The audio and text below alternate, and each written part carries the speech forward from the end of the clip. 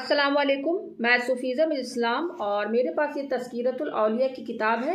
اس کتاب میں جو آپ کو پڑھ کر سناؤں گی اس کا ٹاپک ہے حضرت ابو بکر سعدلانی رحمۃ اللہ علیہ کے حالات و مناقب۔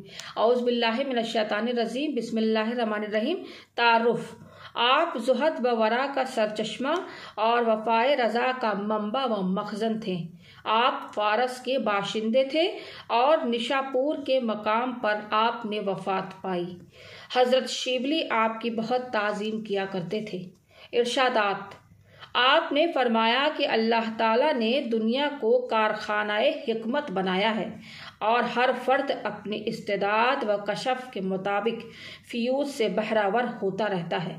فرمایا کہ انسان کے لیے خدا کی صحبت اختیار کرنا بہت ضروری ہے، اور اگر یہ ممکن نہ ہو سکے تو ایسے لوگوں کی صحبت اختیار کرے جو خدا دوست ہو اور اس کو اللہ تعالیٰ تک پہنچا کر دونوں عالم کی مرادیں پوری کروا سکے۔ فرمایا کہ عالم اوامیر و نواہی کی پابندی کے ساتھ علم کی روشنی میں جہالت کی تاریکیوں سے دور ہو جاتا ہے، لیکن جو علوم خدا سے جدا کر دے ان کی جانب کبھی متوجہ نہ ہونا چاہیے، اس لیے کہ ان کا حصول تباہی و بربادی کا باعث بن جاتا ہے۔ فرمایا کہ جس نے اپنے اور اللہ تعالیٰ کے مابین صدیق اختیار کیا وہ مخلوق سے چھٹکارا پا گیا۔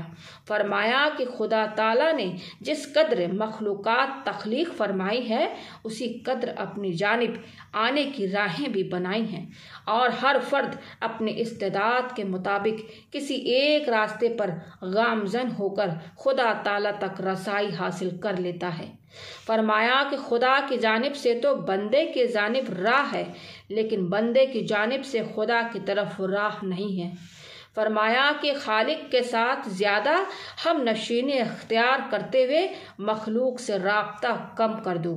فرمایا کہ سب سے بہتر ہے وہ بندہ جو دوسروں کو اپنے سے افضل تصور کرے اور یہ سمجھ لے کہ خدا کی جانب بہت سی جانے والی راہوں میں سب سے بہتر اس کی راہ ہے۔ فرمایا کہ بندہ حالت توکل میں اپنے نفس کی کوتاہیوں پر نگاہ رکھتے ہوئے خدا تعالیٰ کے احسانات کو بھی پیش نظر رکھے۔ فرمایا کہ ہر بندے کے لیے ضروری ہے کہ اپنی تمام حرکات و سکنات کو اللہ تعالیٰ کے لیے وقف کر دے اور شدید ضرورت کے بغیر اپنی حرکات و سکنات کو کبھی دنیا کے لیے استعمال نہ کرے، اور ہمیشہ اپنی زبان کو لغو باتوں سے محفوظ رکھے۔ فرمایا کہ خاموشی اختیار نہ کرنے والا فضولیات کا شکار رہتا ہے، خواہ وہ اپنی جگہ ساکن ہی کیوں نہ ہو۔ فرمایا کہ ہم جنس کو طلب کرنے والا اور غیر ہم جنس سے کنارہ کش رہنے والے کو مرید کہا جاتا ہے، اور مرید کی زندگی فنائے نفس اور حیات قلب میں مضمر ہے، کیونکہ قلب کی زندگی نفس کی موت بن جاتی ہے، اور اعانت خداوندی کے بغیر انسان کو نفس امارہ سے کبھی رہائی حاصل نہیں ہو سکتی۔ فرمایا کہ جب تک بندہ اعتقاد و ارادے کے ساتھ اللہ تعالیٰ سے دوستی حاصل نہیں کر لیتا اور ما سوا اللہ سے بے نیاز نہیں ہو جاتا، اس وقت تک نفس کے شر سے محفوظ نہیں رہ سکتا۔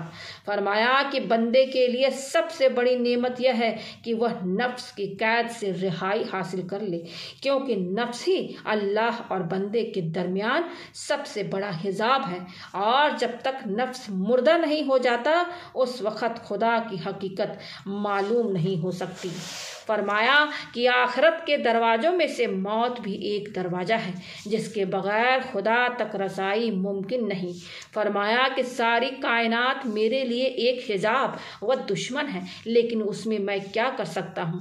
فرمایا کہ جس نیک کام میں نمود و ریا کی جھلک ہو اس پر فخر نہ کرو۔ فرمایا کہ ہمیشہ ہمت پر نظر رکھو، کیونکہ ہمت ہی ہر شے کی پیش رو ہے، اور ہمت ہی پر تمام کاروبار کا انحصار ہے اور تمام چیزیں صرف ہمت ہی کے ذریعے حاصل کی جا سکتی ہے۔ وفات: آپ کے وفات کے بعد مریدین نے جب ایک تختی بطور یادگار آپ کا نام لکھ کر مزار پر لگا دی، لیکن وہ جتنی مرتبہ تختی لگاتے وہ گم ہو جاتی، اور جب اس واقعہ کی اطلاع حضرت ابو علی وفاق کو دی گئی تو آپ نے فرمایا کہ چونکہ ابو بکر سیدلانی خود کو دنیا کی نگاہوں سے پوشیدہ رکھتے تھے، اس لیے اللہ تعالیٰ بھی ان کو پوشیدہ ہی رکھنا چاہتا ہے، لہٰذا اس سلسلہ میں آپ لوگ بھی کوئی اقدام نہ کریں۔